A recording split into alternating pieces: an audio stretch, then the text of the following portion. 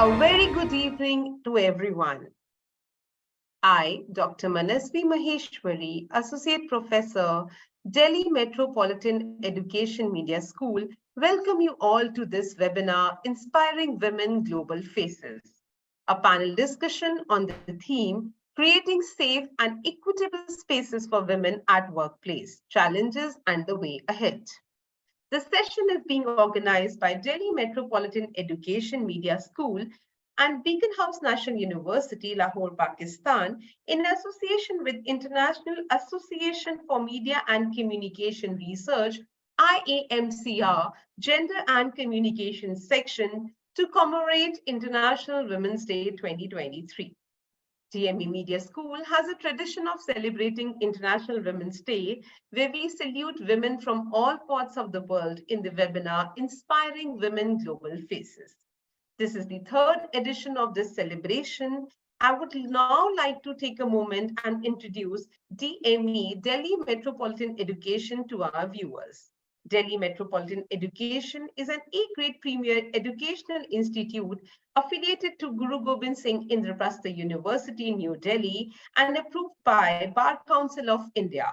The institute offers BBA, BA LLB, BBA LLB, and BA JMC programs. DME Media School is one of the most promising media institutes in the country. It offers BA in Journalism and Mass Communication program. It is recognized as a school of focus on the growth of its faculty and students through academic and co-curricular activities. This webinar would not have been possible without the support of Gen Section, Gender and Communication Section of IMCR and BNU, Beacon House National University. Now, I request Dr. Manmeet Kaur, Associate Professor, DME Media School, to introduce IMCR Gen Section and BNU to our audience. Over to you, Dr. Manmeet. Thank you, Dr. Manasvi. DME Media School with IAMRC, Gen Section and Beacon House National University, Pakistan is organizing today's webinar. This is our second webinar, Inspiring Women Global Faces, in association with IAMCR, Gen Section. IAMCR is a global professional association of media and communication researchers. It is supported by the voluntary contributions of many people, including more than 80 section and working group chairs and deputies, 30 members of its international council, a 5-member executive board, many members of various committees and task forces, and more than 2,800 active members. The association promotes media and communication research throughout the world, addressing socio-political, technological, policy, and cultural processes. Its members include individuals and institutions from more than 100 countries across all continents. The strong academic and professional experience of its members and their diverse geographical and cultural origins are the main strength of the association. The mission of the Gender and Communication section is to foster and encourage all knowledge, scholarship, empirical work, and theoretical debates in the field of gender and its relation to media and communications. The aim is to engage with issues of gender and the media through various multidisciplinary perspectives, including various disciplines from across the social sciences. This section wants to encourage the conduct and dissemination of research that uses gender as a primary thematic in work around media, culture, and questions and communications. The section also serves as a meeting space for both established and younger scholars from across the world. It also aims to nurture younger scholars and those from developing countries interested in aspects of gender media so that they can participate in global academic community through attendance at the various international conferences. Let me take a moment to share with everyone that this year, BNU, Beacon House National University, has also joined hands with us in commemorating International Women's Day. It is a Pakistan's based first not-for-profit liberal arts university, which was founded in the year 2003 to provide tertiary education in the arts, design, architecture, media, humanities, and social sciences, business, and information technology. Beacon House National University was awarded the degree awarding charter by the government of the Punjab in the year 2005. BNU's mission is to foster empowered and impactful global citizens in a diverse, socially sensitive, cross-disciplinary, liberal arts environment. The university retains its identity as an apolitical, equal opportunity, truly national higher education institution, fast emerging as a world-class liberal arts university. I once again welcome our respected panelists, our audience to this International Women's Day Celebration 2023. Over to you, Dr. Manasvi. Thank you, Manmeet. Thank you so much. I would like to request Professor Dr. Susmita Bala, Head DME Media School and member IMCR Gen section, to give her opening address. Over to you, ma'am. Thank you, Dr. Manasvi. I welcome all the graceful women on board. It is a matter of great pride for DME Media School to have you all in the special celebration to observe International Women's Day 2023. This is the third edition of Inspire Women Global Faces on the theme Creating Safe and Equitable Spaces for Women at Workplace, Challenges and the Way Ahead. The webinar is being organized by DME Media School in association with IAMCR General Section and Beacon House National University. In the first edition, Inspiring Women's Global Faces in 2021, we organized an interaction-based digital live program wherein we invited Ms. Catherine, Dr. Pooja Arora, Ms. Pamela Shabir, and Ms. Rachel Lipson. The programs were inspired by the book Public Relations, The Changing Global Landscape, authored by Catherine.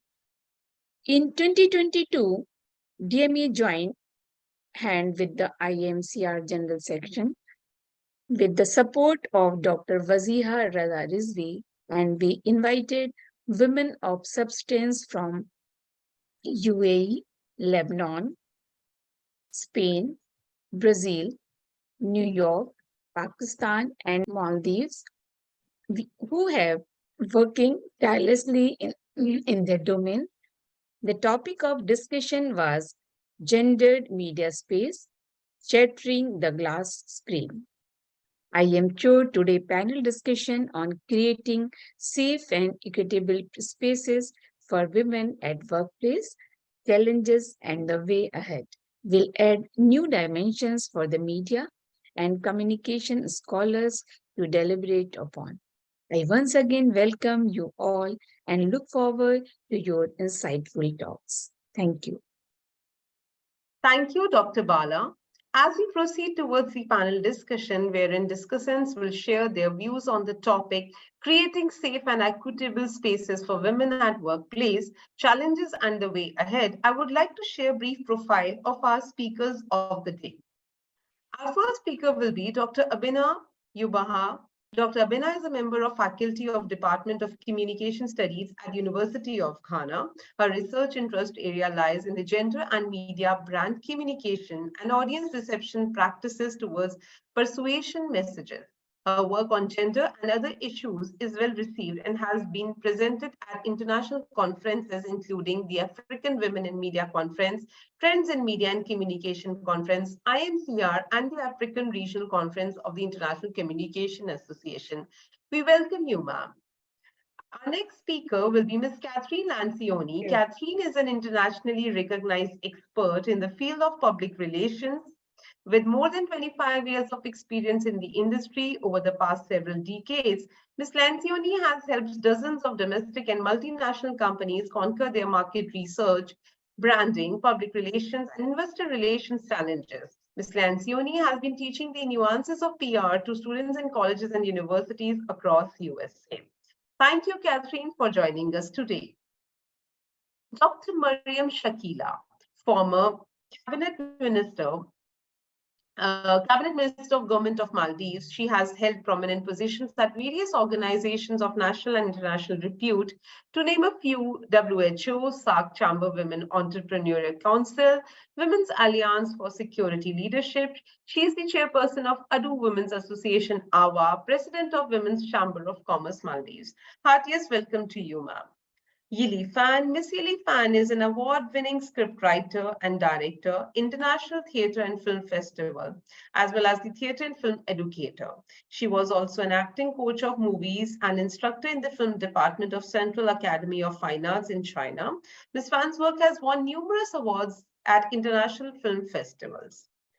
Dr. Maithili Ganju, Professor and Dean of Faculty Media and Humanities, Chairperson of Gender Sensitization Cell, Manav Rashna International Institute of Research and Studies, Aravali Hills, Faridabad, Haryana, India. She has 3 decades of work experience, which includes industry and academics. She has worked as a strategic planner and knowledge management specialist with leading media organizations. She has designed several integrated communication campaigns in the development sector for brands. Thank you, ma'am, for joining us today. Ms. Nicole Stewart is an assistant professor in communications at University of Fraser Valley, the AMCR ambassador in Canada, and a doctoral candidate in the School of Communication at Simon Fraser University.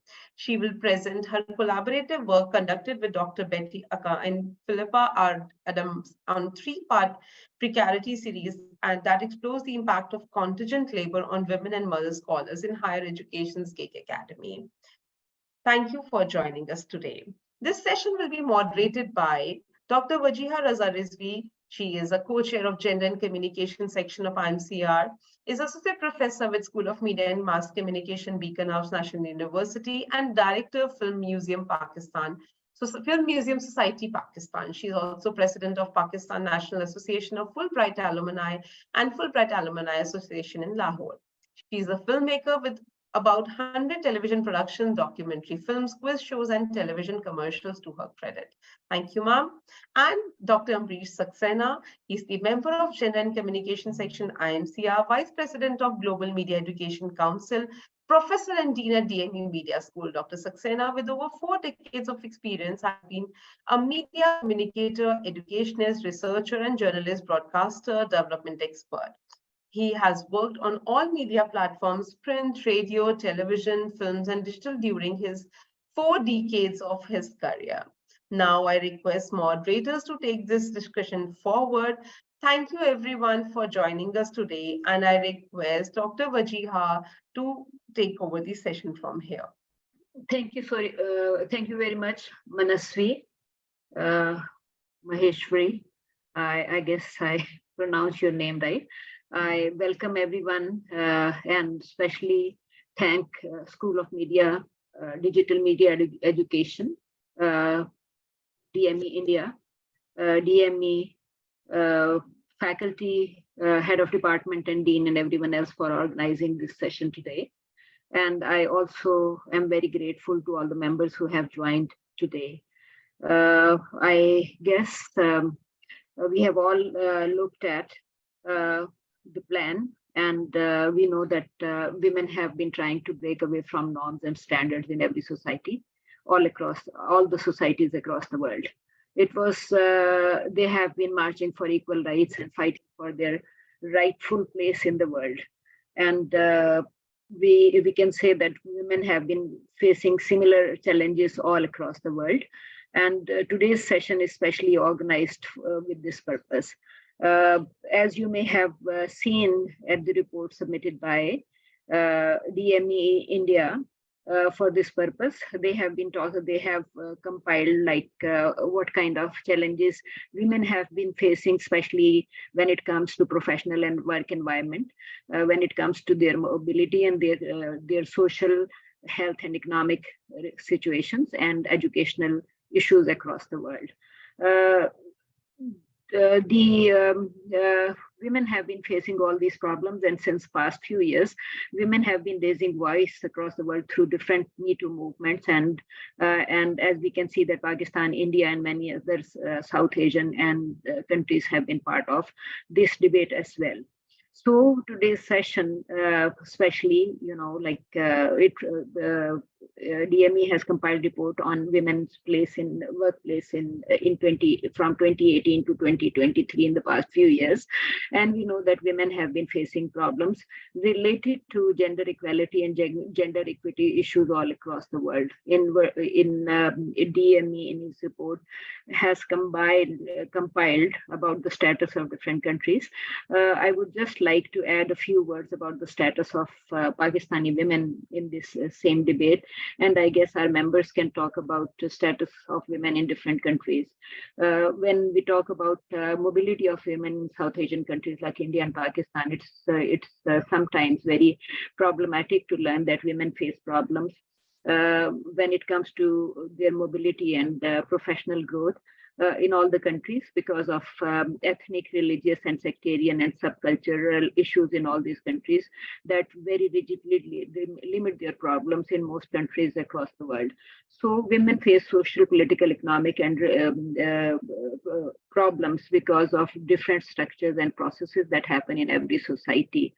So we talk about, like what women are facing in terms of personal and social development issues, especially related to the legal framework and protection issues across the world, because in societies like Pakistan, their status is not very much protected. For example, if we talk about what happens when we, like how many women are mobile in Pakistan, or they are not dependent on male decisions about their mobility, you will be surprised that 78% of Pakistani women do not go out of their homes unless needed. 4% go out of their homes only once a week, and 10% less often, and 8% have never left their house all by themselves to do any of the work. Even for meeting their friends and families, 32% of Pakistani women cannot go unaccompanied, and 15% only go out once a week, and 46% less often, and 7% Pakistani women have never gone out alone to meet their families and friends. In this situation, it is very complicated how women will go out and work. Like 38% Pakistani women don't go unaccompanied even for religious activities. And 39% have never gone out by themselves. Even if they have to pick up their children, they don't. 61% Pakistani women never leave their homes to pick up their children from their schools, and 19% women, if they go out at all, they go out with a male partner. So you can understand this kind of situation has tremendously reduced women's ability for professional growth. And if you compare urban and rural women in Pakistan, you would be surprised that most women are unpaid. 61% women are not paid for their work because in the villages, because they are engaged in labor with their families, as opposed to many men who are also engaged in different kind of work. So women are not paid for many reasons, and most women, if they're working at all, they 89% women work in agricultural and forestry occupation, and if 89% of women who work in forestry occupation, they do market kind of work. So 94% women who are in teaching education, 94% Pakistani professional women are engaged in teaching professions, which means that only for 4% women are working in other areas, so which means there is plenty of problem. And I think from this point onwards, I would pass it on to Dr. Amrish Saxena, because I just wanted to add a few points about Pakistani women's work status. And I hope that's helpful in understanding where we stand in terms of global, participation by Pakistani women. Thank you. Thank you, Dr. Wajia Raza Rizvi, for making these introductory remarks and telling us as to what exactly is the status of women in Pakistan. And I should tell this to everybody, and we all understand in Asia, and particularly in Asian subcontinent, the things are more or less the same.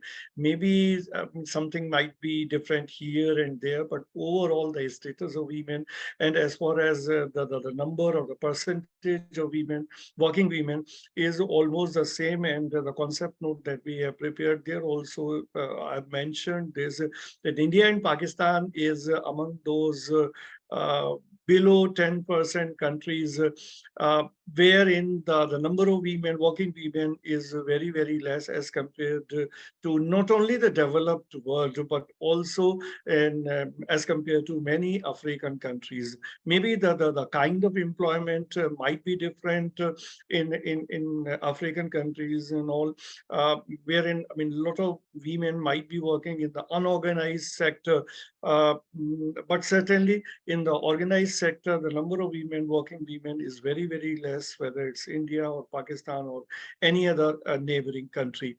And as far as this whole topic that has been decided for today's discussion, that is creating safe and equitable spaces for women at workplace, challenges and the ways ahead. And as we thought as to what all can be included in this, so two important aspects I have tried to include in the concept note, and I wish if the learned scholars who are there in this session, they can focus on these areas and can add some value to this. So the first important area on which I wish that some more light is thrown, that is the gender equality at the workplace, or gender equality in work. As we have been talking about as to what percentage of women have been working in which country, obviously, when we look at the US or other European countries, which is part of the developed world, the percentage obviously a bit higher. It's close to 50% and all. But then in various parts of the world, particularly if I can make a mention of the Middle East, there this percentage is very, very low, with the only exception of Israel. And as we already pointed out this about India and Pakistan, but surprisingly, there are certain countries which are smaller in size, but as far as the number of working women or the percentage of the working women is concerned, that's a bit on the higher side. And in this category, we can make a mention of Bhutan and countries like Kazakhstan. Another important aspect on which we must discuss is the challenges which are there at the workplace. So these challenges are of a varied kind. This include the discrimination as far as wages or the salaries are concerned. Women are always paid less as compared to men, whichever country we talk about, and this gap is more. In so many countries, in India, if I can make a mention, that the daily wages for men is 264 rupees a day, as compared to women, which is 205 rupees. And in the non-agricultural, this is in the agricultural sector, and in the non-agricultural sector, again, the average daily wage for men is 271 rupees, and for women it's 205 rupees. So that this gap is very much revealing. Another area wherein we find there is a gap, there's a discrimination between men and women, that is the sexual and the non-sexual harassment. In India, there are laws, and I believe that in most of the countries, in Pakistan also, there should be laws to combat this problem. But despite all kind of laws, the problem is very much there. In India, if I can make a reference, there were some Vishaka guidelines which were proposed, which were mooted in 1997, and followed by, there's a very important act that was made in India, which we commonly call as a POSH Act, which is a Prevention of Sexual Harassment at the Workplace Act 2013. Though this act applies to all genders, this act is not women specific, but then mostly this is addressed indirectly to women, and this act has been brought to bring a change in the situation. I do not have any statistics right now as to how much change has been brought because of these regulations, particularly the POSH Act, except there are internal complaints committee and all in all the workplaces, but the complaints are very few always you take example of any institution. In educational institutions, I have a first-hand understanding in so many institutions that there are not many women coming forth, but that does not mean that there are no complaints and there are no harassment taking place. So not many women come out, whether it's in the developing countries or even in the developed countries. So this is one major problem of the whole thing, that women normally are not forthcoming. They are not coming forward, whatever is happening. So which we normally call the women empowerment, or the whole concept of emancipation. So that kind of courage, or that kind of empowerment, or that kind of determination, or that kind of courage is not there, wherein women think that they have to come out and they have to do something to bring some change in their situation. So what all can be done? I would like to listen to all the women scholars here, because I am the only odd man out here. So obviously a woman can be a better place to speak on this issue with all her experience and all. Another kind of discrimination that we find at the workplace is that's related to maternity discrimination, because during pregnancy, before pregnancy, after pregnancy, a lot of problems women employee face. And since there are not very clear-cut enforcement of the laws, to some extent laws are there. If I talk about India, I do not know very exactly what is the status in other countries, but I have read a lot about the US and the other countries, and I believe even in the developed world, the things are not very rosy as far as this kind of discrimination is concerned. Very recently, we were hearing about this whole problem about the menstruation, and certain countries have come out with laws wherein every week some off day is given to a woman who is suffering, who is facing this situation. But I think there are only a handful of countries who have come out with these kind of laws. In India, till date, there is no such thing happening. So all these issues can be discussed and we can be talked about, which if I'm summing up, is the adequate representation of women in the workforce, and then creating safe and equitable spaces, and creating an environment which is free from discrimination to women, and where in some kind of parity we can think of between men and women workers or the employees. So these are the things which I believe we will be able to have more light on this. And moving forward, I will request Dr. Wajia to take the session forward, and in between I will be interviewing. Thank you very much, Dr. Saxena. I would like to invite Dr. Abina Animewa Yoba Benin from Senior Lecturer, Department of Communication Studies, School of Information and Communication Studies, University of Ghana, to show light on the present situation. Thank you. Thank you very much, and thank you for inviting me. I just will share a few preliminary comments, and then hopefully during the discussion, we'll get opportunity to deepen some of the thoughts. And so as part of the preparation towards this webinar, I came across a World Economic Forum literature. They've published a gender gap report, global gender gap report. And in it, they are saying that it will take the world 132 years to achieve gender parity. You take a sigh and you get worried about that kind of information. In Africa, it will take us 98 years. So the African average is slightly better than the global one, 98 years for men and women to attain parity. That is quite troubling. In Africa also, we presently stand at sixth position in terms of the gender gap in the world. The countries that are leading the way in terms of having achieved better rates of gender parity in Africa Rwanda, Namibia, they presently are around 80% of gender parity. So they've done quite a good job. The rest of the continent is hovering around about 68%.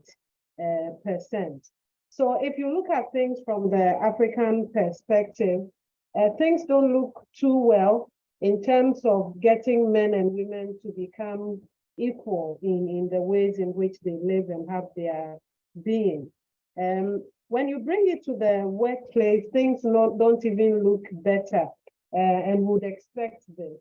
At the workplace, women are limited to the lower echelons of companies or organizations. They are not in the management meetings. They are not in the boardroom. The literature from Africa Development Bank suggests that on the continent, only 12% of boardroom seats are being occupied by women. So women are not in those places where decisions about how men and women will fare in workplaces are being made. I'm sure everybody here is familiar with the concept of the proverbial glass ceiling, which stops women from rising to these boardroom seats. We know that this story comes from some background, and Vorkik and colleagues in 2017 summarized it in a very interesting way for me. They argue that at the workplace, women experience 5 different types of segregation that impact their opportunity to grow within the workspaces. One is horizontal segregation, the fact that men and women at the horizontal level are doing different things. They occupy different roles, different responsibilities. Some of the roles are more prestigious and will open you up to better opportunities. Vertically, the same also happened, and I've just made the point about the idea of the glass ceiling and women being absent from the top. There is also a dominance of masculine norms. So the ways in which it is correct to work or do things in a certain office have been defined by male perspectives, and women have to find their way around these masculine. They also argue that there is educational segregation where women receive less career development opportunities and therefore would have less opportunities at accessing promotion. And finally, the almighty in the room is pay segregation. And Dr. Saxena has just spoken about the fact that women earn less than men in India and Pakistan, I guess. But globally, the same picture emerges. And we're told that women earn 77 cents for every dollar that a man is earning in the same level of work. So globally, it would appear that there isn't parity. We need to move the conversations forward. I am not ready to wait for 132 years to achieve parity. I'm not even sure I'm going to be here by 132 years' time. And so I think I'm in a bit more hurry to get the equation to change slightly faster than the pace that has been predicted. And I hope that in this conversation, a few more ideas for how do we get there will come up. But I have a few suggestions.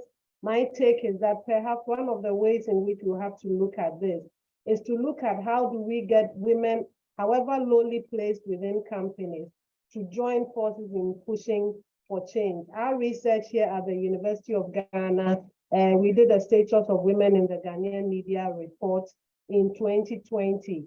And among our key findings was the fact that women are not even conscious of the disparities they face at the workplace. My argument is that where that unconsciousness exists, it is impossible for those women to join the push for change in the office.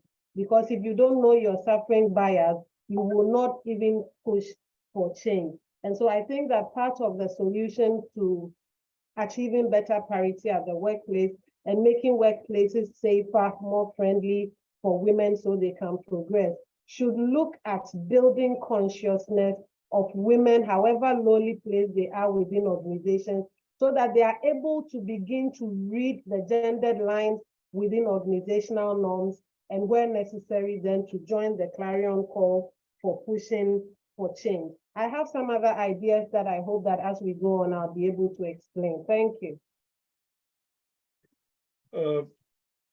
Thank you, Dr. Abina. So moving on, I mean, you threw light on so many aspects, and we were really happy to know the situation in Ghana and I mean other African countries, and we wish that the things will change. And I was really happy to listen that you are in a hurry. We all are in a hurry, and that is why concerted efforts are needed. Obviously, no one man's effort, one woman's effort will do. We have to do the task collectively, and we have to create that kind of public opinion wherein the things go on a faster pace. So moving on, I will invite the second speaker in today's session. And before that, I would like to make a mention here that I can find that there are certain members of the audience who are eager to ask questions. I will request them to wait for some time. Let us complete the first round wherein all the eminent speakers speak, and then we would certainly be happy to take questions to these speakers. So I would like to invite Catherine Lencioni, who has been very kind to join hands in whatever endeavors we have for the last so many years. And she is always forthcoming, and she is full with so many ideas, and she has authored so many books. So I believe that we would be listening to some fresh ideas, some new perspective on the issue. Catherine. Dr. Saxena, you're always so kind and generous in your introductions. And I have to say, it's always an absolute pleasure to be invited to participate in one of your discussions or panels. So I'm humbled and honored to be here today. And thank you all for joining this very important discussion. So Abina, I wanted to build on your points. I thought that your mentioning of research of what was going on in Ghana was fascinating. And Dr. Saxena's comments earlier talking about the percentage of women in the US that work, it is about 50%. And it's wonderful that women here have the opportunity to work. But the challenge is for here, it's pay inequality. And there was research done by Pew Research, and the results were released just March of 2023, March 1st.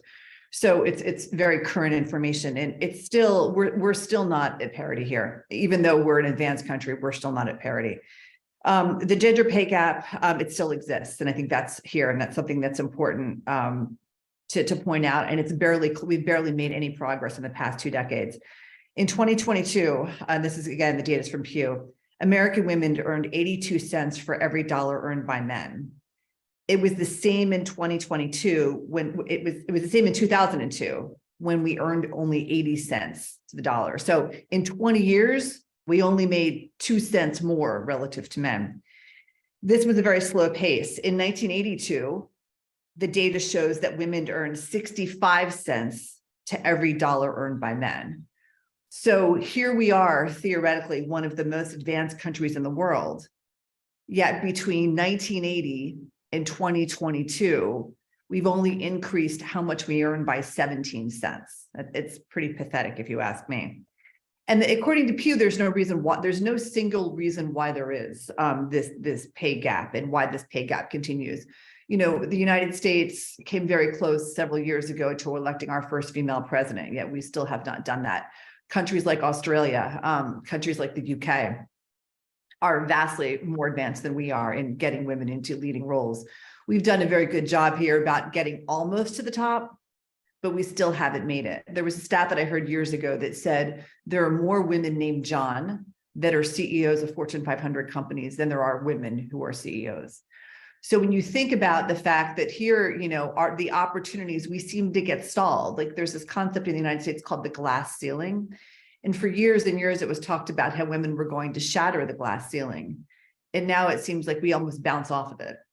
And when you look at things like Hillary Clinton not becoming president and not shattering that glass ceiling, and when you look at that gender pay gap that we have, and again, in theoretically one of the most advanced countries in the world, the stats are sort of shocking.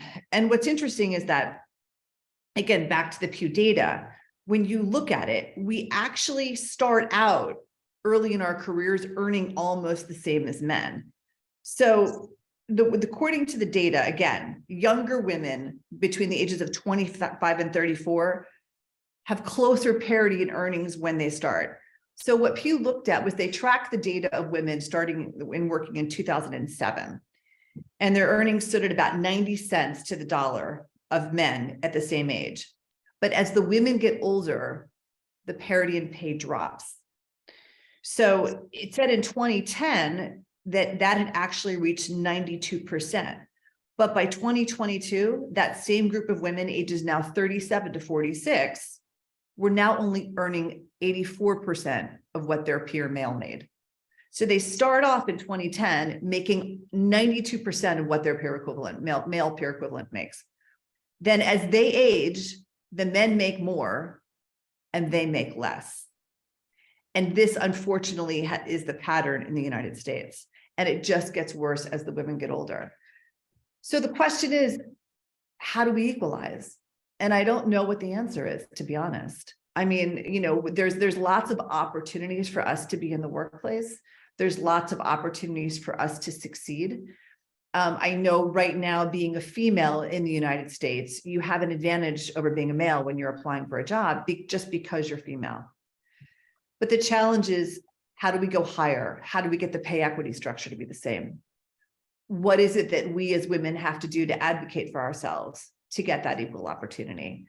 And it's, again, coming from my perspective, you know, being part of what is considered one of the most advanced countries in the world, it's frustrating because I see numerous women working harder and harder and harder and not achieving what they should achieve from a pay standpoint. I know many women who have large roles at companies and have to have side jobs because they don't make enough money to support their families.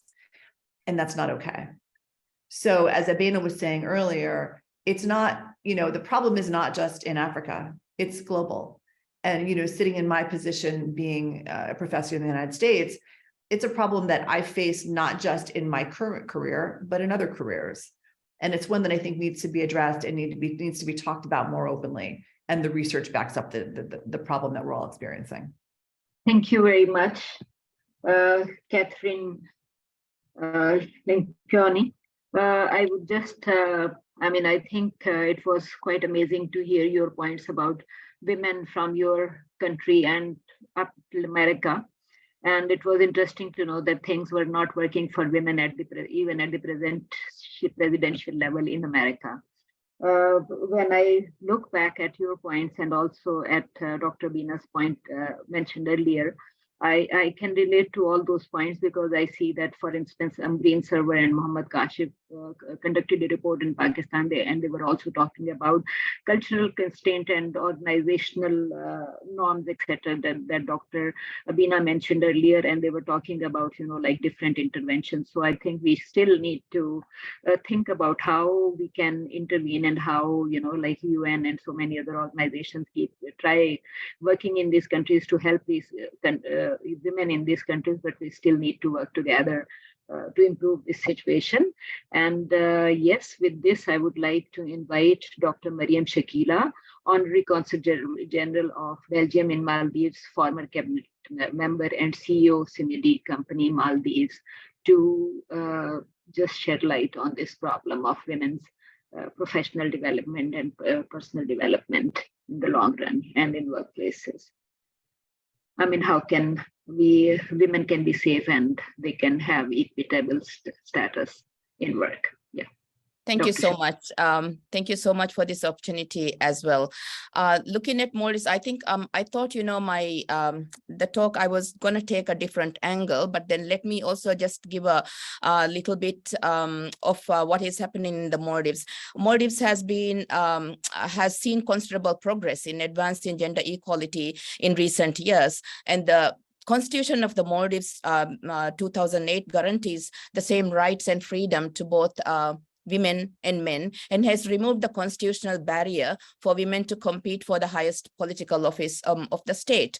And the legal framework for gender equality in the Maldives was further strengthened through the enactment of gender equality law and then which prohibits both direct and indirect gender-based discrimination, and the duties and responsibilities of state institutions and other relevant parties to achieve gender equality in this country. And the 2019 amendment to the Decentralization Act established a 33% of electoral quota for women in local councils, setting a precedent and facilitated women's increased and meaningful participation in public life and governance. But the same year, female judges were appointed as Supreme Court judges for the first time ever, and gender parity in heads of missions in the diplomatic services was also a significant achievement, indicating women's increased access to leadership positions and opportunities. However, and then like with all these laws, obviously female leaders are slowly but surely climbing the ladder and narrowing the gender gap. But the road continues to be hard and is particularly challenging to establish credibility about women's ability to lead, simply because many companies and organizations are still operating within work environments which are still deeply conflicted about where, how, and when women should lead and exercise authority. So many of the characteristics associated with maleness is still equated with leadership traits, and hence is deemed unfit for females to lead, resulting in situations where females confront more scrutiny and judged more unforgivingly than their male counterparts. So this is something that is continuing. So this environment is also governed by patriarchal standards, which I think is common to all of us, and sociocultural factors and organizational factors as well, shaping further stereotypical thinking, which are then transmitted within the minds of both genders through media and through social, educational, and recreational socialization, promoting gender prejudice and discrimination, normalizing such attitudes and behaviors, and barricading the career advancements of women in organizations. So laws alone does not work at all. There's some more that needs to be done. And one of the most significant social pressures women face, I think globally also, not only in the Maldives, is to conform to the conservative notion of femaleness leadership, which discourages women to embrace their natural leadership styles, to transform and shift workplace culture positively. And rather than talking about challenges, I thought I also would like to focus on solutions and what, in my opinion, is the best way forward. So it is a definite that gender stereotyping exists and continue to influence human beings, especially in our cultures here in Asia and even in the Maldives. In my opinion, it is important to understand where the gender stereotyping is entrenched. Research on the subject has without doubt shown that it is imperative for theories of management to engage and work hand in hand with critical social theories of gender to comprehend the male controlled conditions that exist overall, like socially, economically, culturally, and politically, which exists not only in the Maldives, it is also in our region, and I suppose even globally in many countries. And women are different, and that is an undeniable fact, and we have to accept it. Males and females have biological differences, which translates into different needs. While being equally endowed with the same skills and capabilities, they are also given different skills, which are in no way inferior to the other. So women's capacity to lead and the outcome of that leadership would not be any less effective than male leadership. So what baffles me, though, is despite numerous positive evidence of progress, profit, presence of healthy, safe, and a more socially responsible work environments, higher quality customer experiences, among many other benefits, companies and organizations still resist or have failed to understand and capitalize on women's potential towards growth. So despite evidence that the overall benefit that women bring to the organization far outweighs the cost that would incur to create that environment for women, organizations continue to battle supporting the needs of women and promoting women. Now, what would it cost, for example, for those organizations that hesitate to engage women because of family responsibilities or whatever, to allow work flexibility and work from home arrangements when the need arises, such as during pregnancy, etc., if the outcome is the same as if they work from the office environment? I don't understand why not.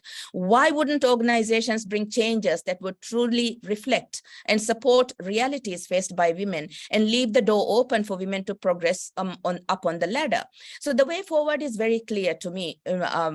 As organizations, we need to create peer-to-peer mentoring and coaching circles for men and women where they can learn from each other, and hence give room for the much needed cultural shift that would create a workplace where women feel valued and bias towards their proficiency and authority eliminated. Companies need to learn, or organizations need to learn to acknowledge, appreciate, reward, and incentivize women leaders who continue to show that they are capable and driving progress. So despite the challenges, some women have challenged the norms and socially prescribed standards and have been trying to achieve their rightful place in the world. Like, for example, Maldives, even literacy rate, there's no difference between education for girls, and constitutionally, the constitutional power is there for the girls and for boys to get educated equally. And then even for higher education, girls actually exceed males. So there have been a lot of women who have broken the so-called glass ceiling. And personally speaking, I think the main issue we face today is not about reaching the top, but staying there. So as women, we do have obligations to ourselves. I think that is to stay firm and true to us as women without giving up, pushing boundaries to serve with equal opportunity, to work and contribute unreservedly towards the growth of the organization, while courageously facing societal or organizational demands and criticism. Like in a country like Maldives, fundamental conservative thinking of Islam sort of influencing a lot of women, in my opinion, backwards. So this is something that we do not like to see. We love Islam, we are Muslims, and there is a moderate way of operating, or moderate way of teaching Islam, and then also for us to move forward. So recent survey that I came across also stated that women leave jobs or refuse positions, not only for the common reason of not wanting them, just like some males, due to several personal reasons, but because females were not confident in their qualifications, or not sure that others would support them, or were worried that they were being set up for failure. So further research also confirmed that concerns expressed by females were valid. So furthermore, it also showed that apart from the above mentioned factors, expectations on women's qualification and skills are higher than for men. Remuneration and salary discrepancies stand out, and women are mostly offered leadership positions with high stakes that are precarious and have a high likelihood of failure. So given this, it's not surprising that many women said that the single most important thing organizations can do to attract and retain them is to admonish sexism and offer gender parity in pay, experiences, and opportunities for success.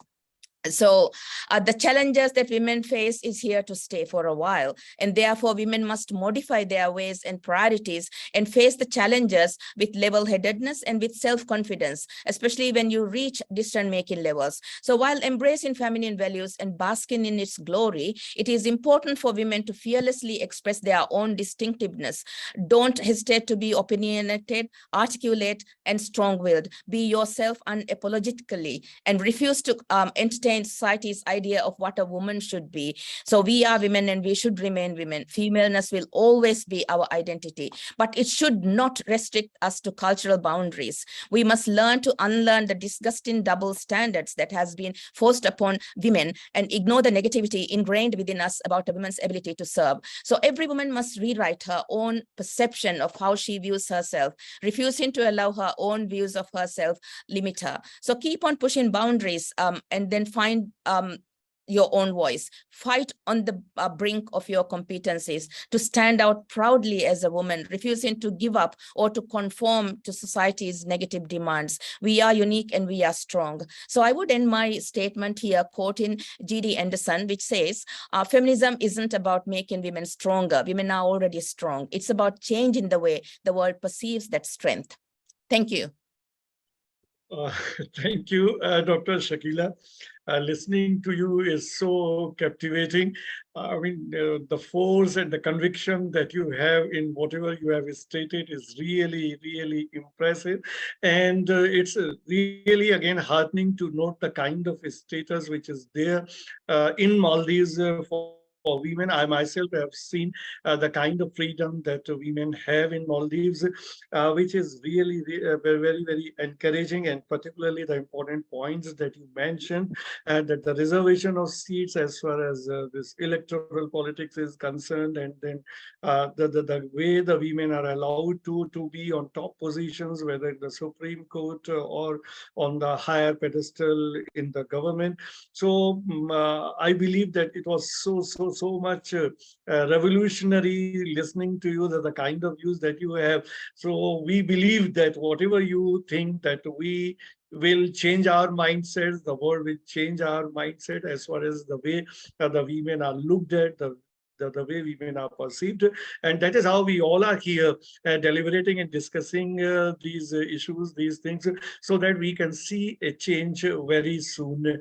Now, moving forward, I will request the next speaker, Yili Fan, to speak on. She is a very distinct personality, and she is from theater, she is from films, and then she is into so many creative things. She works for humanity, and she has come out with so many innovative ideas, new ideas on which she has been working. And she carries the experience of both the countries of China and the United States. So a broader perspective, we will be able to listen from her. Yili. Thank you so much, sir. Thank you so much for including me in this great event. It's my honor to express my concerns about creating a safe and equitable space for women at the workplace. I would like to share with you my Feel the Space collective intelligence method and the 3 laws of collective intelligence to bring inspiration for creating a safe and equitable space for women at the workplace. Since 2012, I have been refining Feel the Space, a collective intelligence training method that implement Edgar Morin's 7 complex lessons in education for the future. Mr. Morin wrote this book at the turn of 20th century at the request of UNESCO as a guide for the future of human education. In 1999, UNESCO published the French version, followed by the English version in 2001.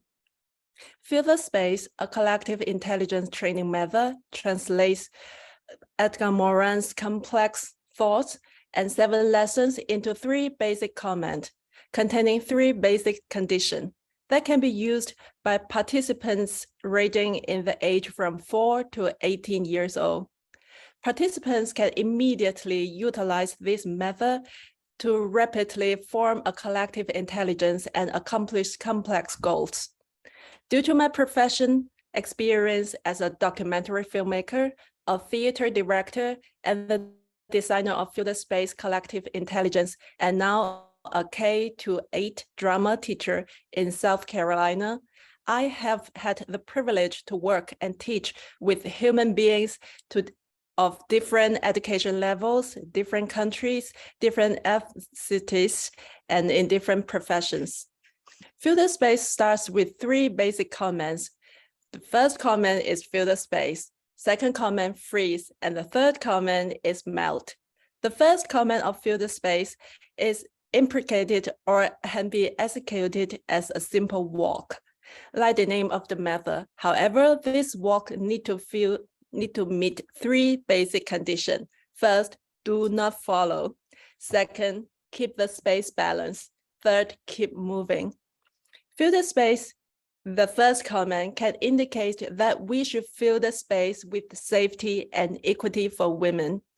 The second basic comment is freeze. It requires participants to immediately freeze their movements as if a street scene that from a movie that was paused, where everyone instantly freeze their walking, their movement postures, just like sculptures. This second comment, freeze, indicates that we should stop the discrimination on women immediately. The third basic comment of fill the space is melt, that require participants that melt their body like this. Melt their bodies like a snowman under the sun, that they move their body into the ground. So this third comment indicates that we should communicate and learn from each other. Fill the space, three basic comments are very simple. However, depending on the training goal, it is like a mathematical algorithm that can be used and formed into a very complicated structure until the training goal is accomplished. To achieve the safety and equity for every individual in a collective, I attempt to propose 3 laws of collective intelligence. The first law is a collective allows individuals to protect their own safety. Second law, a collective allows individuals to protect their individual safety as long as such allowance does not conflict with the first law. Third law, a collective allows individuals to become their true selves as long as such allowance does not conflict with the first and the second law. I hope this fill the space method and also the 3 laws of collective intelligence can bring some inspiration to create a safe and equitable space for women at the workplace. Meanwhile, I'm preparing a new theater work, Stop and Talk, for the Civics Metaverse Theater Festival, which will take place from April the 15th to May the 17th, 2023. It is our first global Metaverse Theater Festival, and this Stop and Talk project is an online performance art work that is a collaboration of planetary citizens to generate solutions, express concerns, and take actions. All of you are welcome to join this global collaboration in Stop and Talk. I hope it can be an opportunity for planetary citizens to create a safe space and equitable space for women at both physical worlds and also in the metaverse worlds. Thank you so much.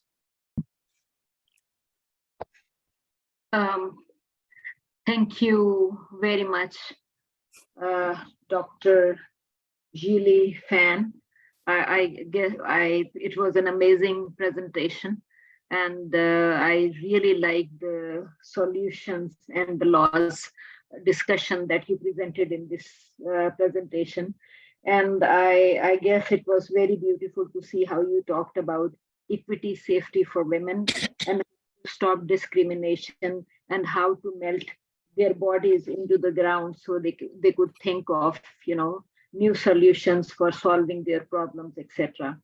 I think it was just amazing that how theater could be used for talking about solutions to women problems, and I think art is the best grounds for doing this. With this, I would like to invite Dr.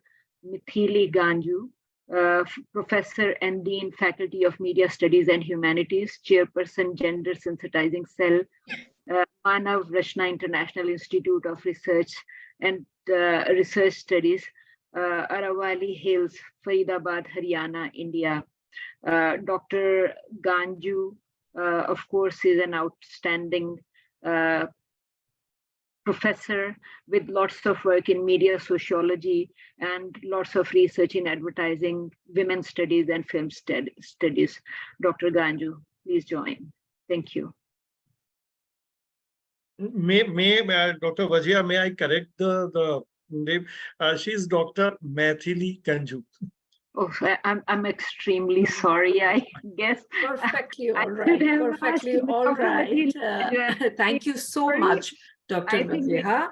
I am quite used to be to my name being mispronounced because it is a bit of a tongue twister, and even in our country where there are so many diverse ethnicities, the name tends to be kind of mispronounced, and I have accepted that as the uniqueness of my sorry, name. and I guess I should have.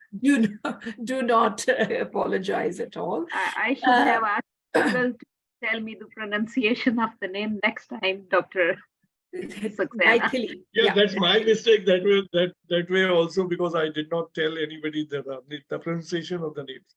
But anyway. That's okay. That's how we learn. That's how we meet, and that's how we become, effective communicators. Yeah. So thank you very much, Dr. Vajeela, for your introduction, and Dr. Saxena and the entire team which has put together today's session, a very important one, and something that we all have been talking about. And, maybe I'll also be echoing most of the ideas and most of the thoughts and most of the statistics that is available. And the thinking point really is that, oh my God, this is a universal, probably issues of women bring the whole globe together. There are no sort of developed countries and developing and first worlds and the third worlds when it comes to women. And therein probably lies the need and importance for us to look at women who are the 52% of the world, population, and see that we being one of them, how fair have we been all our life, and what are we doing to make the situation change. So having said that, it goes without saying that everybody acknowledges, all countries, all people acknowledge that it is important that women get their equal participation in the economic as well as the socio-cultural sort of existence of the world. Something that again our SDG goals have been reiterating, and we are all moving towards at various levels and capacities, trying to get to that goal of having an equitable world, having a space where we all get opportunity to do our best in this world where we essentially, philosophically, spiritually come just briefly to spend our time. So in this context, if I were to kind of locate and talk about India or the Indian subcontinent and bring in a little bit of history or numbers, etc., to set a context, it is well known that even in our subcontinent, we have had a constitution which has given the right or equal right, and umpteen laws. One thing that India is so proud of is all its laws put together, whether it's for our agriculture, for our development. There are sufficient laws. Dr. Saxena spoke about the laws that pertain to gender safety in workplace, and we'll have to cut the story short and directly come to women and their workplace situation. The backgrounder, of course, is very good laws, very efficiently even constituted within the growing social, growing economic institutions. We have been a country which has talked a lot about development, and gender empowerment have been these terms that all the policies across political parties have been not only constituted, institutionalized, but also been worked upon. And right from the time that we got the independence to now, if you actually look at the statistics, you do look at a lot of emphasis or a lot of effort that has gone to increase the access to education, to education in science fields. These are like those parameters or the variables which make and prepare the women for their role in the workplace. So as we speak, we talk about 70%, 70.5% literacy rate among women, which is like men are at 80, 83. Overall, it's not too much of a parity, but we are getting there. Interesting media news that one came across last week was that 40% of women or girls are in STEM education. And if we follow the model, the Western model, that's supposed to be one of, those steps that you take where women in science would mean that there is equal opportunity available. So the policies are in place, the kind of law is in place. Things are improving, things are changing, but unfortunately, when we look at statistics and we dig a little deeper, we also have numbers that kind of don't make us smile.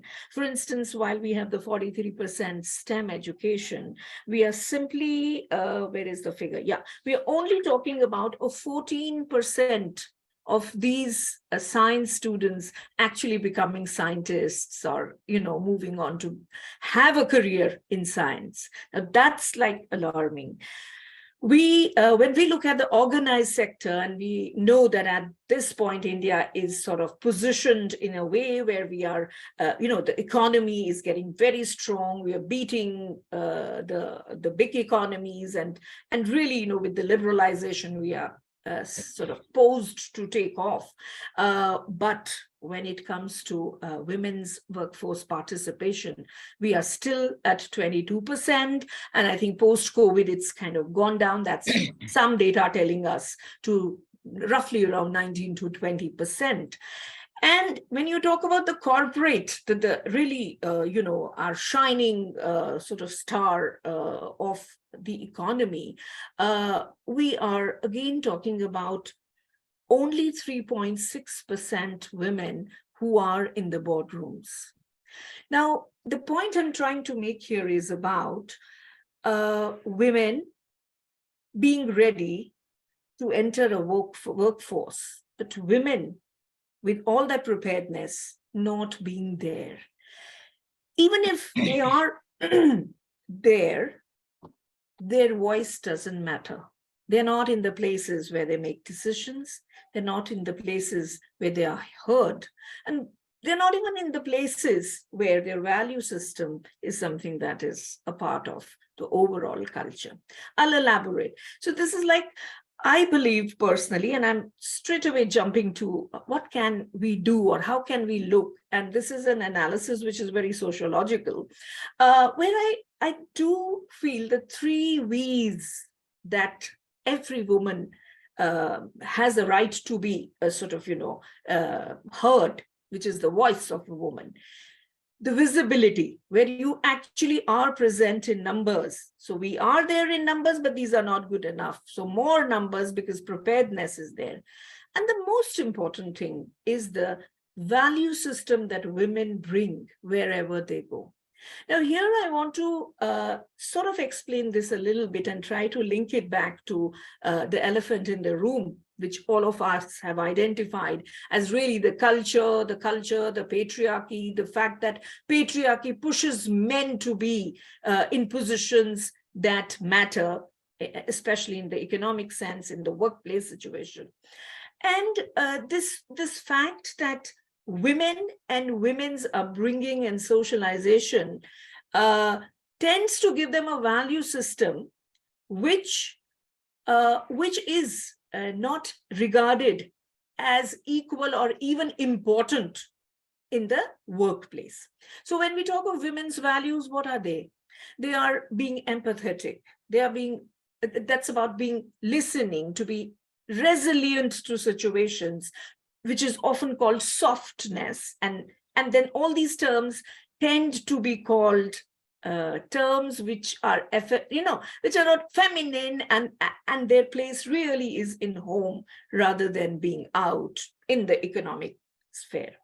So the proposition that I make is that not only should we be talking about visibility, we should be talking about women in decision-making parts, that is, have the voice, and then the value system which hitherto is considered to be very domestic value system, should be actually should become integral part of what happens in these boardrooms, what happens in the workplace.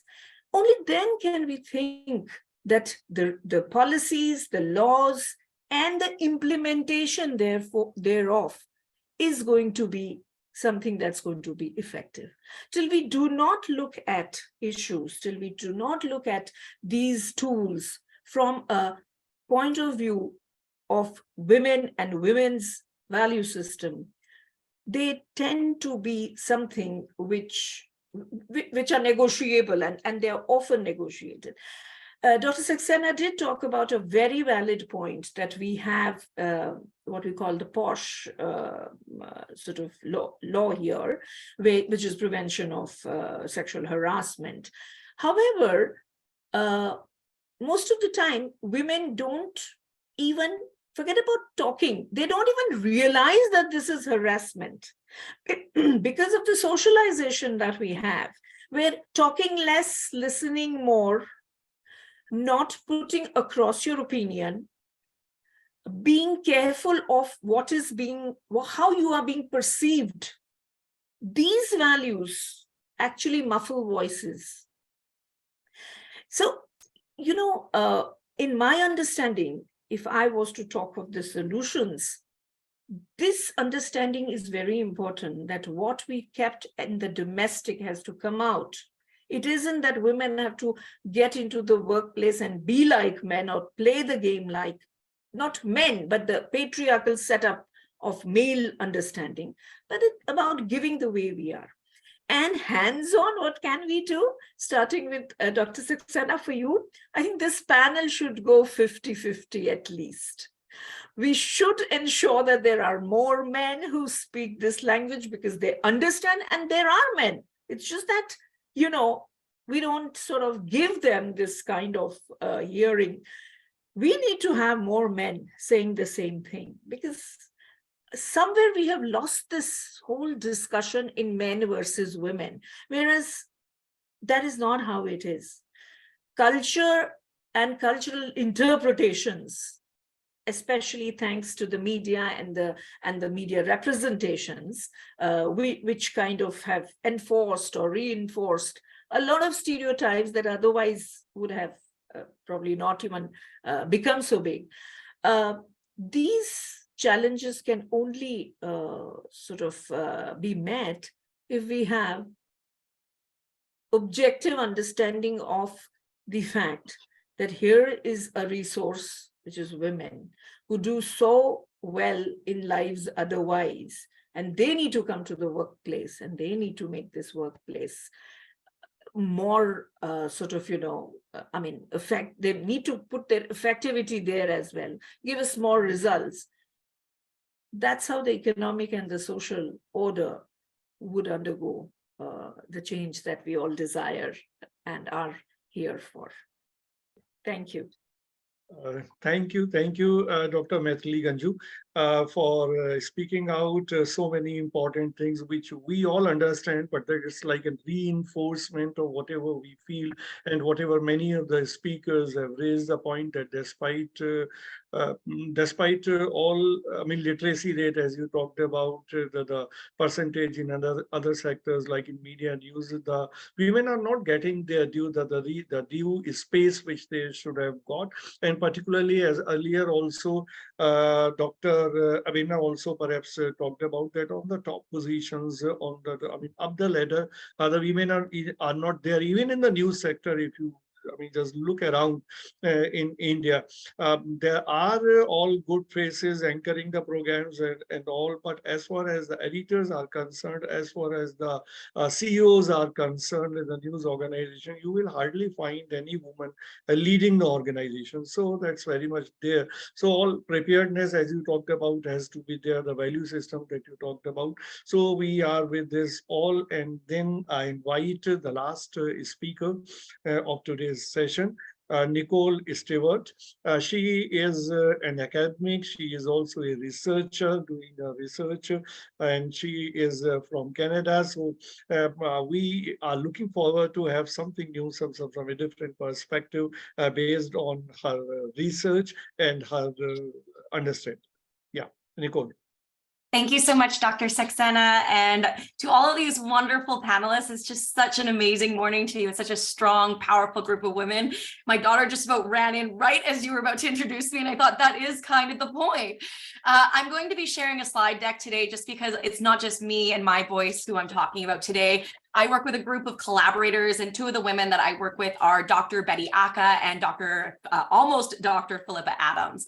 And we are working together alongside some men as well on something that I'm terming the precarity series. But today we're focusing on the women's aspects of that, the gendered aspects that are most relevant to today, which is why I've termed this, what the term that keeps coming up, that glass ceiling in higher education's gig economy. This is really built off of 3 different projects that are all built around the precarity in higher education.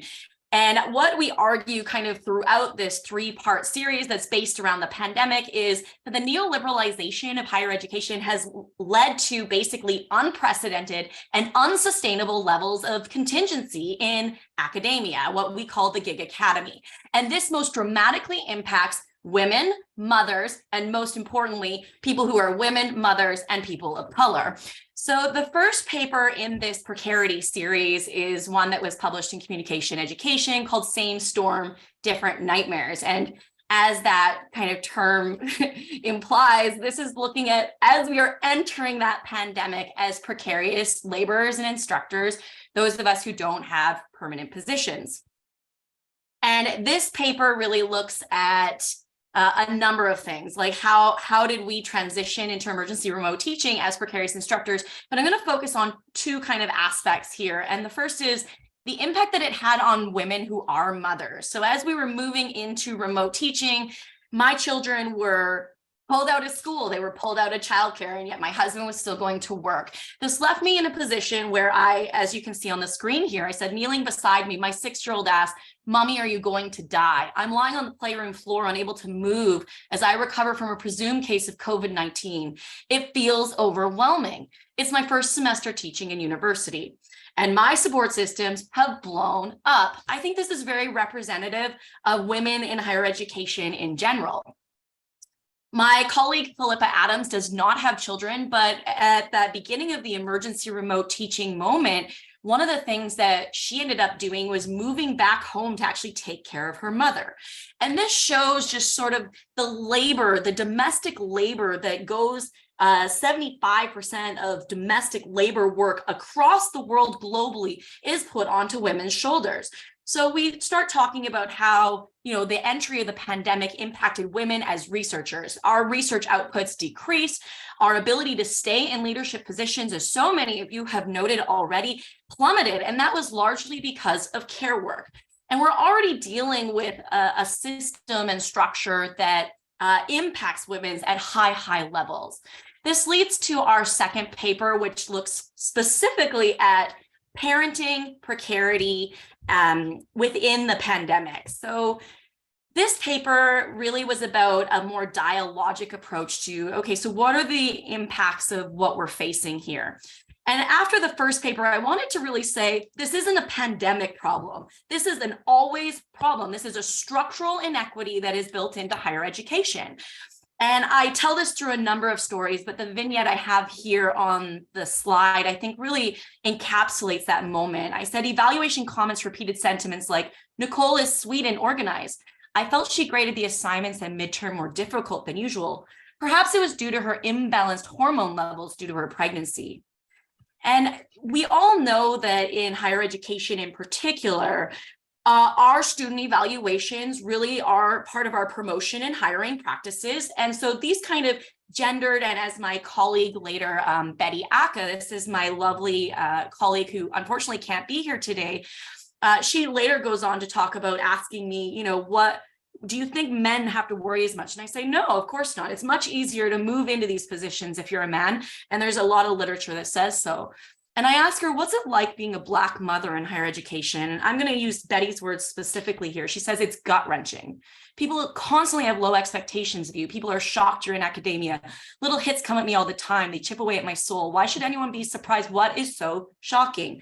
And then she goes on to proceed telling me about sort of the racist evaluations she has received in her feedback to students, which also impact her. And the fact that my dear colleague can't be here today, I think really it shows the levels of inequity in higher education that really need to be fixed. And Betty has this beautiful line in this paper where she says the neoliberal logic of hiring practices in higher educations make no concessions for this Ghanaian parent scholar who has had to contend with added barriers of racial displacement, socio-cultural incompatibility, economic difficulties in motherhood, yet I am the token of diversity. This leads to our third and final paper, which is under review right now, which really is focusing on immobility and mobility. Our best story is actually our Bangladeshi colleague, but we're going to focus on the female stories today. And this is one where Pippa actually, because she is a precarious scholar and still taking care of her mother quite far away from where our university is situated, talks about how she took, I'll actually just read it. She says, I decided to take a teaching position in the fall of 2021, even if it meant sleeping on friends' couches, 2 ferries a week for 14 weeks, 8 hours of commuting time for 8 hours of work. And she did this because she was worried about her ability to land a job in the gig academy. And I talk a little bit about immobility in this paper and the impact of immobility on people who aren't in secure positions. So I say now, 5 weeks into the return to campus semester, COVID-19 is in my house and I'm back in lockdown for another week. What if I get sick and no one can watch our kids? What if my son gets worse, et cetera? What if my husband never comes home? My inability to get to campus feels like such an impediment as a sessional. It was crushing not to be hired for the permanent position, but what if they fire me because I can't teach my physical classes? So this 3-part precarity series, which I can't do justice in 5 minutes, but basically it looks at the entering into the pandemic, what it was like to work in the pandemic, and the return to campus semester. In the Dialogues for Equity piece, I write at the end, alongside my colleagues, we must begin to act for change that is anti-racist, change that is anti-patriarchal, as so many of you have talked about today. And part of our work is actually about not just what are the problems, but where do we go from here? These are kind of a long laundry list of things that we've talked about. The voices of contingent faculty need to be heard. There needs to be negotiation of labor, especially for women, mothers, and women who are mothers and people of color, faculty alliances. One thing that I missed on this list that we keep returning to is this idea of fair and equitable hiring policies, definitely improving representation. And one thing I heard today from one of you that I just thought was brilliant is not just moving women into leadership, but keeping them there as long as possible. So with that, I'm mindful of time, so I'm going to pass the floor back to you, but thank you so much for inviting me today. Thank you, Nicole, for making such a wonderful presentation. And as we decided, the whole duration for this program, that's already exceeding. So what I have thought of, Dr. Vajia, that those who are among the audience and want to put up some questions, because there are so many questions already in the chat. So all audience members, I will request you either put your questions in the chat, or those who want to ask questions, because earlier I saw that some of the people were raising hands. So if there is somebody raising hand and wants to ask the question on camera, then please raise the hand. And meanwhile, I will request Dr. Manasvi to read 2 or 3 questions for the convenience of the whole panel.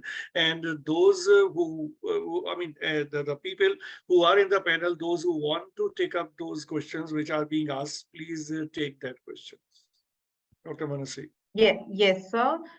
Technical team, please just be vigilant and give video and audio rights to the people who are raising the hand. I will call them by name. Before I take Tanvi's question, she has raised hand. Tanvi, please make sure that your audio and video is connected properly.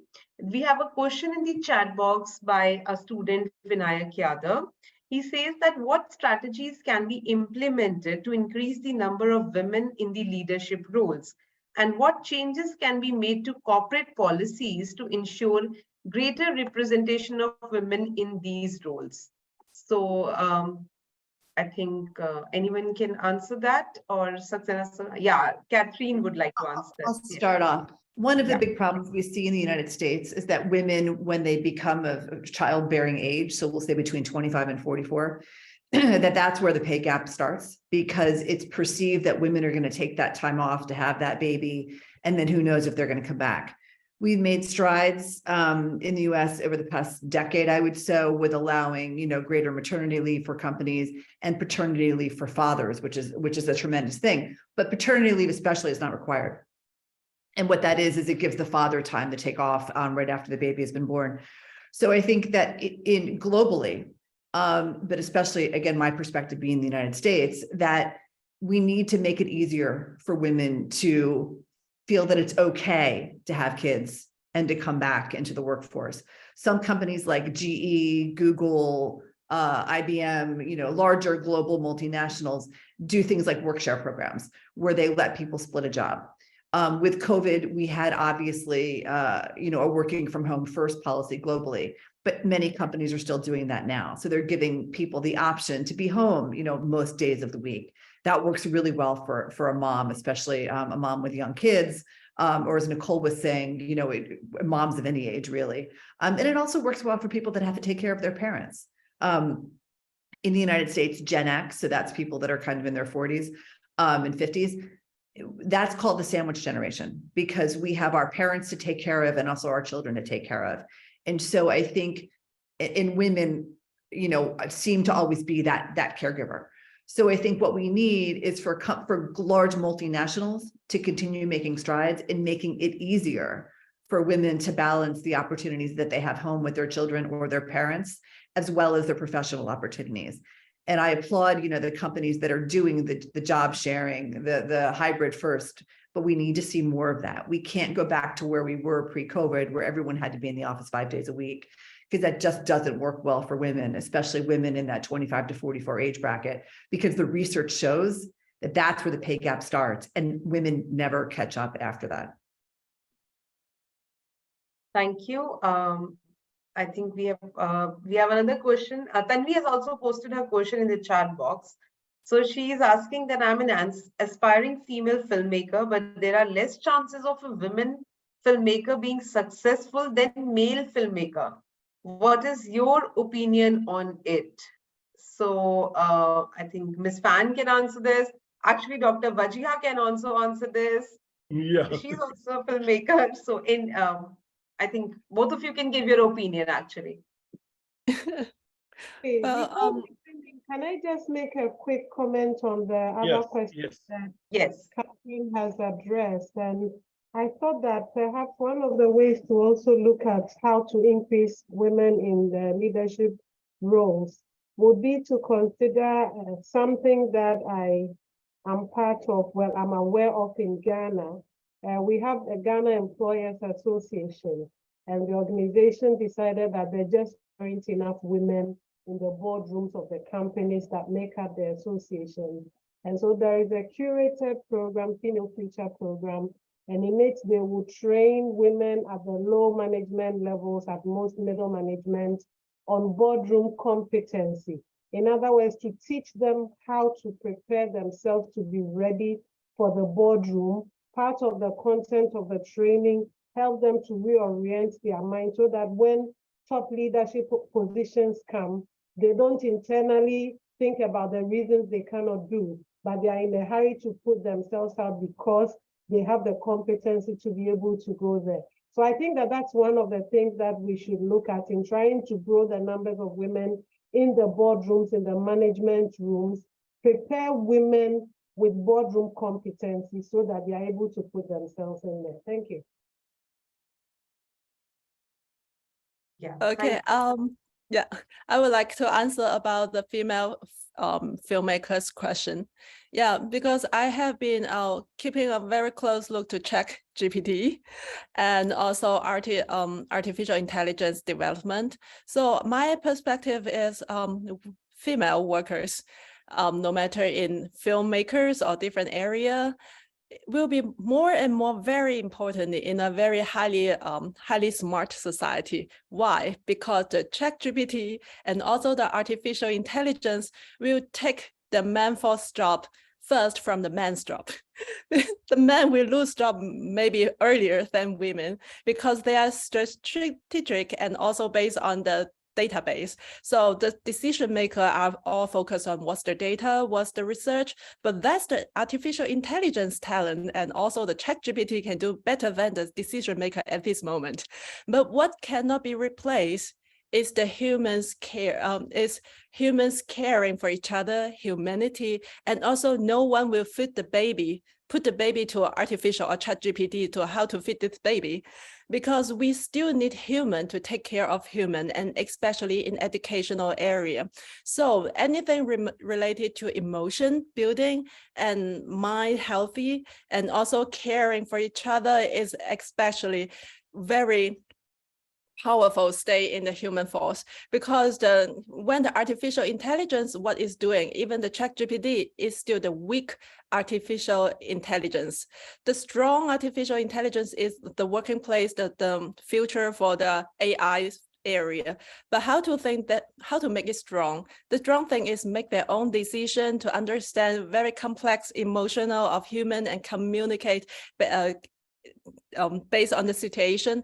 That's very hard for the artificial to do, but who can do this most better? Women.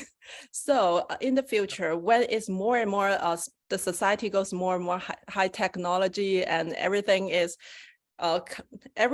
building based on the very high level, strong artificial intelligence, I think women will stay in the workplace longer than men, and especially in filmmaking, in culture, in creativity industry, and also in education. So no one will give our baby to a robot to take care, right? So I have fully confidence that female filmmakers have a better future. Thank you. Yeah, Dr. Wajia, you want to add something? Yeah, I would just like to add a few things. You know, we've been talking about glass ceiling and so many different things, and we've been comparing modern world, you know, like Western world and Eastern world. We know that our problems have been different, but at the same time, we have seen different things in different places. For instance, somebody just mentioned it today, that Hillary could not make it to top position in America, but we know in India and Pakistan, we had you know, the sovereign's position with women, with Indira Gandhi and Benazir Bhutto in Pakistan. I would just like to add one more thing, that in Pakistan, if you're talking about top 2 to 5 commercial film directors, you would find a woman's name in commercial filmmaking in top 2 to 5. That was Sangeeta, who made around 78, 79 films in Pakistan. I'm sure in India, women have been doing well as well. And the women filmmaker, I think it's basically about like training of women, like women from the very early stage in their life are supposed to internalize that their role is taking care of the families and stuff. And when we talk about all these different things, and we also know that we need to introduce interventions in like macro level intervention, meso level interventions, and also, you know, like micro level interventions where women can be taught how to improve on their agency. So I think these are different things, but we had opportunities. We are lucky that we had opportunities in the past. Women just need to develop their confidence. For example, about mobility, why do they need somebody's company all the time to go out to see a family member, to go see a friend, or to go to get some fruit from the nearby market? If women can be ready to work on these parts, the confidence part, and you know, like we just need to change messages for women and training for women. And I think India has been doing tremendously well. Pakistan is also working on these issues. We will get there. We just need to change our own approach to lots of things, and it will work out for us, I believe. Thank you. Manasi, if you can take one more question at the most. Yes, I would like to take one more question, which is about gender roles. So Pranja has asked that what does the panel have to say about office housework? So what role does this play in making workplace equitable?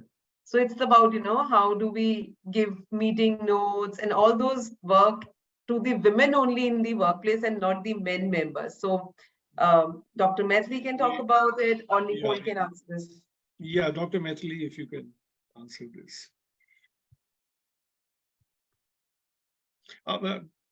Okay, thank you.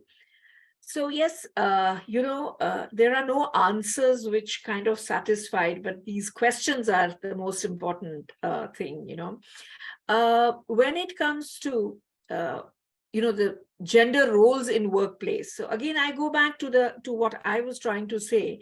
It's about the way we look at people, processes, profits, which is very gendered, where men and male or masculine sort of way of thinking is what is being promoted. And that is why in that understanding, women, the softer sort of attributes of women are not taken to be the attributes which are going to get you the processes in place, the profits, etc.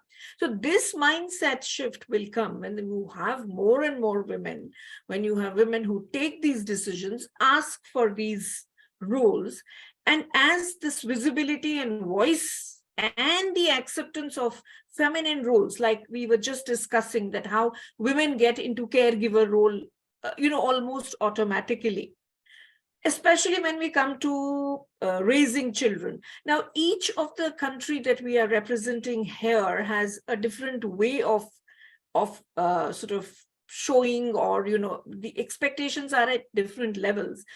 In India, for example, especially in non-metro situation, we have the concept of a joint family, which kind of translates here as well, where parents come and give that support, when you are raising children. I'll come back to the question in a while. What I'm trying to set here is this fact that there are these kind of social mechanisms which are there. There are also government mechanisms that are available. This whole programs about the crashes in the offices, which is supposed to actually help women do their job and look after their responsibility. There are also radical thoughts where we are, in India, the paternity leave is still not kind of a big thing, and it's about just 15 days as against, say, the 3 to 4 months which are given to women. And a lot is happening, is that going to help men understand that, being a parent is their responsibility as well? So roles will change when we accept that women going out in workplace is as important, if not sort of more, for the family, the economy, the society, and therefore facilitating, how she is able to handle those situations is one thing which is going to help. In India too, as I think Catherine was telling us, or Nicole, we have these multinationals which have come together, especially in the IT sector, where they look at these moms who've taken off from work for child care, and they're trying to bring them together and really get them back to work and work from home, and therefore see to it that their promotions do not suffer, etc. So those are mechanisms that eventually are going to lead to this situation where women's work is actually, valued. Is essentially really about the value that you give to the work. In a way, I'm also trying to talk to that filmmaker student who has these apprehensions. And I really think when it comes to good work, it may just be more difficult for a woman because of all the extraneous factors. But talent is what really drives professions. And I don't think talented people should have these unnecessary apprehensions. So coming back to what will happen in the offices, well, again, this is where your education, and this is where the whole value system regarding women and women's attributes, they become important as management attributes is what we should be looking at. When we say women, often this happens, that who is going to take the minutes of the meeting? It's considered to be something, which is a lower, younger faculty in an education system, or a girl's job, like, you do this kind of work. But we have to value that. Minutes of the meeting probably are the most important thing that happened in a meeting, and they kind of go there. So we also tend to sometimes think too much and overthink, rather than focus on the fact that if there is an opportunity, the opportunity is to be professionally sound and be ready. Yes. I mean, I believe that, as young people, if something is bothering you, then you should not be the one who's doing it, in that situation. I mean, it all begins here. Society is not somewhere here and there. It's you and me and our everyday interactions that really we are talking about. Thank you, Professor Ganju. And as far as the writing minutes of the meeting is concerned, I can tell you by my experience, and we have most of the female faculty, so ultimately some girl has to write the minutes. No, I mean, small things that we do without even realizing that, we kind of gender certain and before I request Dr. Vajia to sum up the session, I will request Nicole to make the final remark if she wants to say something. I don't need to. Specifically on. Well, I don't really have anything that these women haven't already said, so I'm not really sure how to add. But yeah, it's been lovely. Thank you. Oh, okay. But Nicole, I wanted to congratulate you, because you've really very succinctly and very creatively put your work in an academic sort of space. And I think that's a very creative and good way. I mean, we are culturally quite uptight, and we don't sort of say the thing. But I think what you've given me all is this really brilliant idea that we must articulate and academically talk about issues that need address. Congratulations on your work. Really good.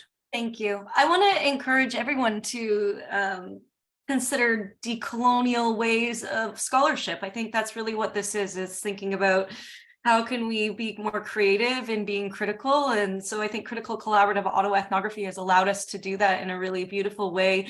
And not just with my female colleagues, my male colleagues as well, who are from all over the world. Yeah. Since its time is already, so I will request Dr. Vajia to please sum up the session. Thank you, Dr. Ambrish. I'm grateful that all the speakers have come up very nice ideas. They have excellently put up together the information about their own countries, their own places and continents. Dr. Abina talked about, how to create, such as guidelines for different types of subjugation, responsibilities, dominance of male, and educational segregation in different places, and how we should talk about, income of women and wages of women and difference in all these things. Catherine Lencioni also talked about wages and about status of older women, that their income decreasing with and parity issues increasing and pay drops with age, etc. And I think that we are still, all of us were talking about basically that women face lots of hard situation and inequity problems, across the globe. It's not just about India or Pakistan. We are talking about glass ceiling issues in all professions, in all organizations, from top to grassroots levels, etc. So if women in, for instance, agriculture do not get paid for their work because they're working for their families, same is the situation at very senior positions, even like India and Pakistan.